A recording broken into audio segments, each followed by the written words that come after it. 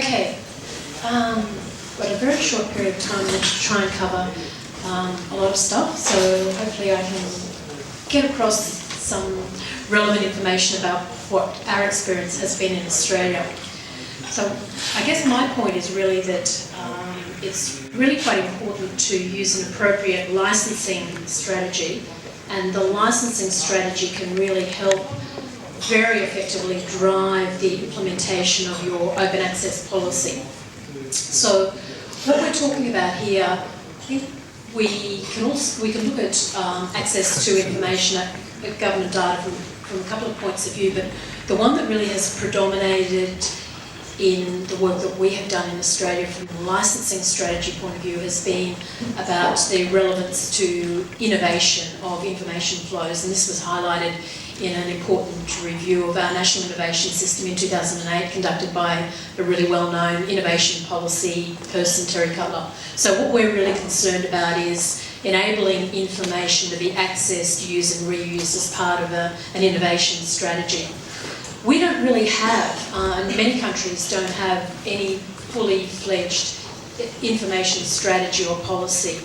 I guess one of the things that's happened as digital technology has developed, we can store, generate a lot more information, and in many ways what we're actually seeing, even in groups like this, is really, this is sort of almost early digital economy issues that we're really having to work through. So we do have to develop some kind of policy, some kind of strategy for enabling information that's generally already collected and generated to be used and reused.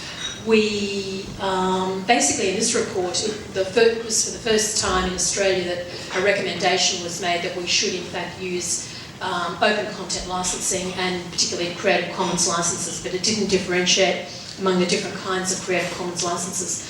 What we can actually see is that when we start looking at constructing some kind of information strategy, say across a country or across a state, we have to have various components in place. Some of these are really platform components, such as right to information, freedom of information laws, data protection laws, information standards. But I guess in the layer that really stands, well, probably above that is how we deal with other rights that exist in data information. Most countries worldwide, in fact, still recognise copyright in a vast range of materials. Practice has been across the world that many governments have relied on that copyright to impose restrictions, and often this leads to the commercial resale arrangements. So you can in fact see a lot of restrictions put on access to government information or use and reuse of it. It really often tends to go back to wanting to preserve some kind of commercial arrangements with resellers. When you've got rights like this, like copyright, you need to manage them actively in order to support or achieve and support openness. It's not good enough to actually say, well, if we have no rights, everything will be perfect. It's not really quite as simple as that. So what we have found is that it's better to really draw on the kind of established concepts now that have been pioneered and tested, initially with relation to open source software licensing and then open content licensing. As an effective way of really constructing openness. Openness doesn't happen by default. You have to structure openness and build it into your system if you want to really ensure the material that has been made available does in fact stay open.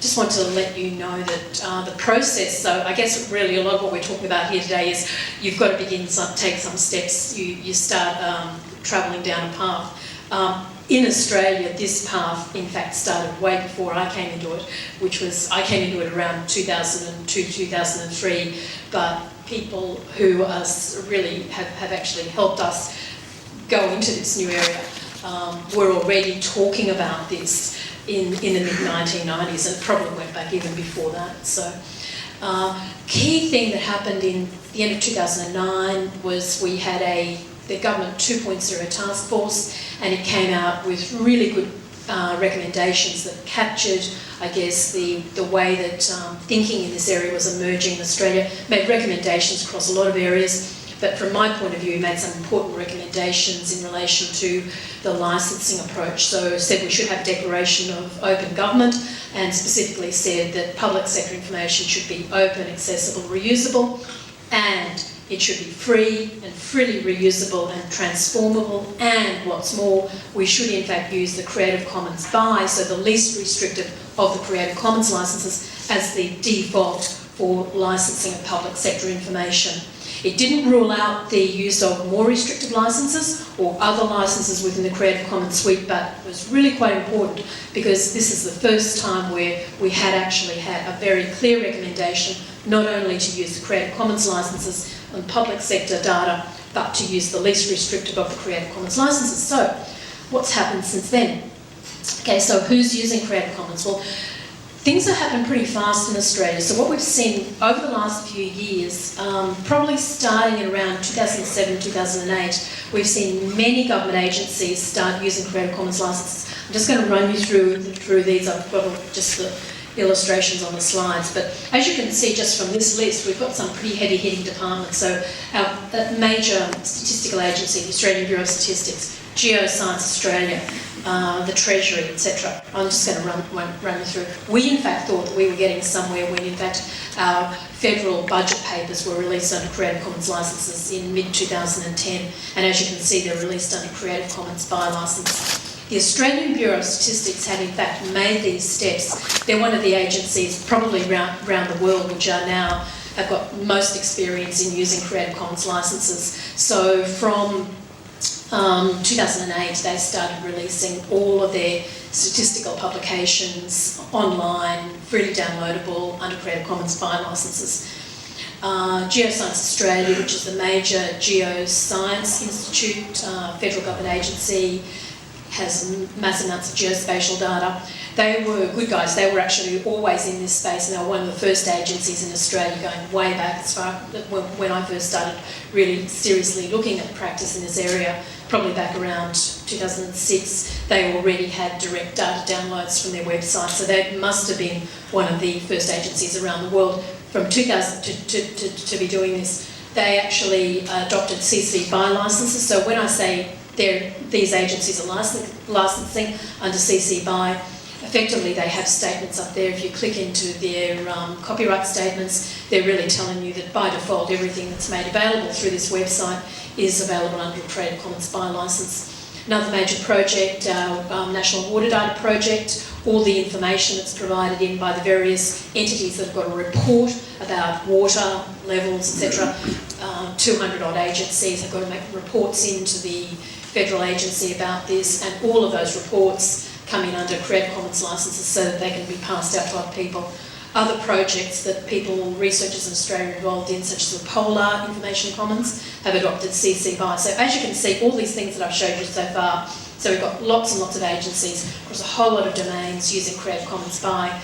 Reef and Rainforest Research Centre, so we've got these incredible researchers doing environmental research. This is a group who we've recently been to visit, based in Townsville and Cairns in the far north, so tropical Australia, doing really important environmental monitoring, the reef and rainforest kind of parameters, releasing not only, in fact, that I had there a publication, but in fact they have got an entire standardised practice through their organisation of releasing their materials under Creative Commons BY. Sometimes the data sets are not actually yet downloadable. Sometimes they're fairly large data sets. They haven't got capability, they can't afford yet to make the data sets freely downloadable.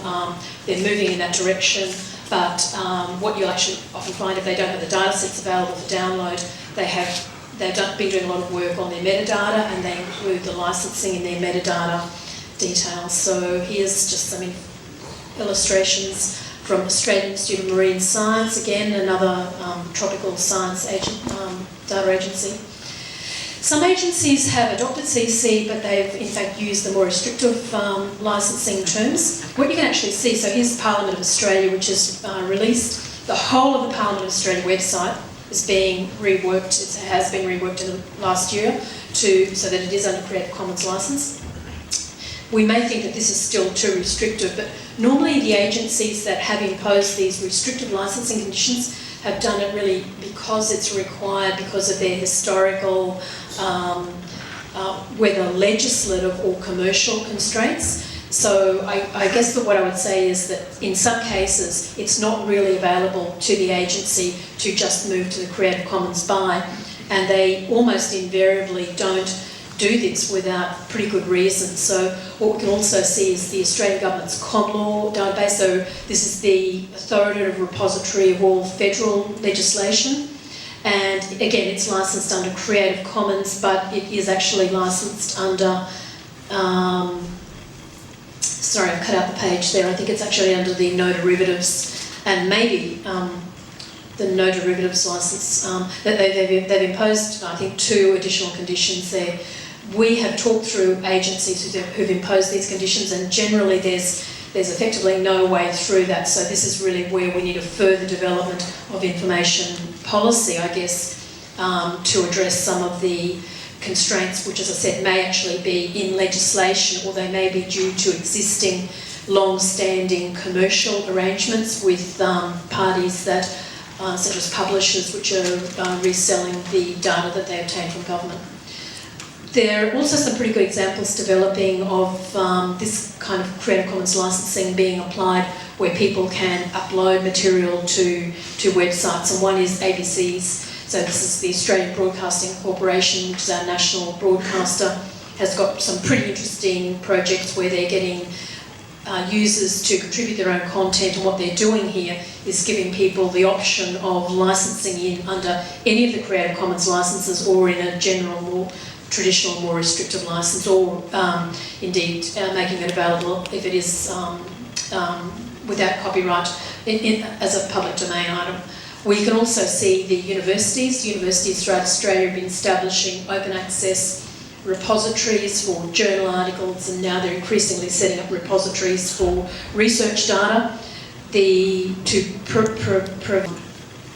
to only make their material available under a Creative Commons license. Okay, just some final observations. So what we can see is that, in fact, I think it's really quite remarkable, the uptake that we've seen of Creative Commons licenses as the default license by data custodians throughout the Australian public sector.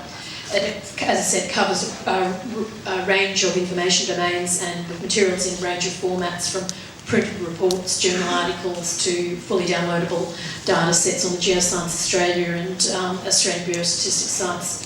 So CC BY establishes that, as the default, establishes that materials are available for access. So these are materials which we also have underpinning FOI, right to information laws, are available for free, and that they can be reused and transformed. I think it's the implementation of CC BY has been central to the effective adoption of the recommendations of the Government 2.0 Task Force, which, remember, said that PSI should be freely reusable and transformable. And the use of the licenses has definitely accelerated the shift towards open access practices, and I think open access thinking, and probably an awareness of how to manage copyright to enable open access. There are some agencies that are using CC licenses with restricted conditions, such as non-commercial, no derivatives and share alike, but I don't think we're actually seeing evidence of new additional restrictions being imposed, so they're tending to use the least restrictive licence that's consistent with their existing legislative and commercial restraints. Various advantages of using CC in the public sector. I think that I don't need to really go through these, but I think that this probably is these are advantages that I guess we had thought would be borne out, and I think they pretty much have been by practice. We've done a lot of consultation with agencies throughout the public sector, at state and federal level, through government, research, education sector. So hope to get really some of this stuff really written up. So if people want to read more about this, we tend to write our stuff up. There's a guide that we've done on how to use Creative Commons materials in government, and I think that that's probably helped people become familiar, and I think one of the important things is actually providing sufficient guidance and also ways of getting questions answered so that they really can move ahead and use the licenses. Great, thanks. Okay. I know questions that will sound. If anyone has a quick question, you can ask it. Although we are. David has a question. At some risk of I have a kind of challenging question. One of the challenges I've had around Creative Commons, especially its application to open data, is that Creative Commons is really built for copyright material, and so in the public's mind, its brand is very much associated with copyright. And as far as I know, at least in most Commonwealth countries, you can't copyright a fact, so data can't be copyrighted. So you run a real risk of confusing the public into believing that data can't be copyrighted and that they don't have rights that they believe they have around data. So I'm curious about how you guys are tackling that. Of course, part of the answer is that in actually many common law jurisdictions, including Australia, there are good court distinctions. Like basically Feist doesn't happen at all, quite the opposite. Phone directories are copyrightable.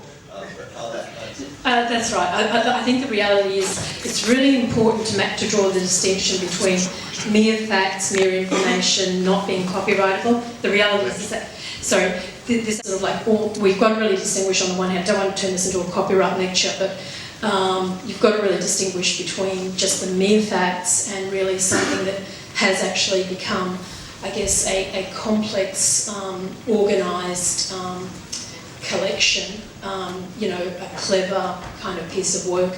And in those cases, whether it's like a scientific data set or whether it's something that's much more creative, you really need to think pretty carefully. It's too easy to wipe out the idea that copyright applies entirely. I've been to several CoData conferences, and I think that if you attend those, you'll find that US serious research scientists really tend to talk in terms of having rights in their complex data sets and databases. And so this is one of the things we kind of cover in all of our work that we do in Australia and internationally. But yeah, don't say that because there's no copyright in facts per se, that there's no copyright in complex data sets and databases. Thank you.